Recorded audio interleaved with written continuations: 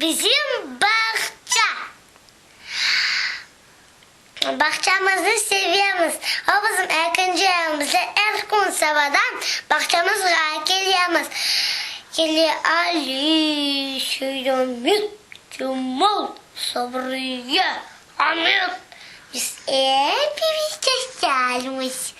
Bizler için bu ağaca telbileciler bozunu koyuyoruz ya karşıday. Merhabanız balalar. Güzel selamlar. Selamünaleyküm Gülbaş. Burkörücün.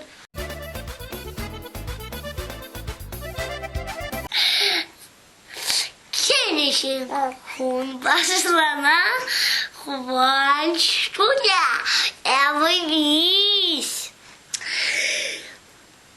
Buzlu. Manda bekliyor.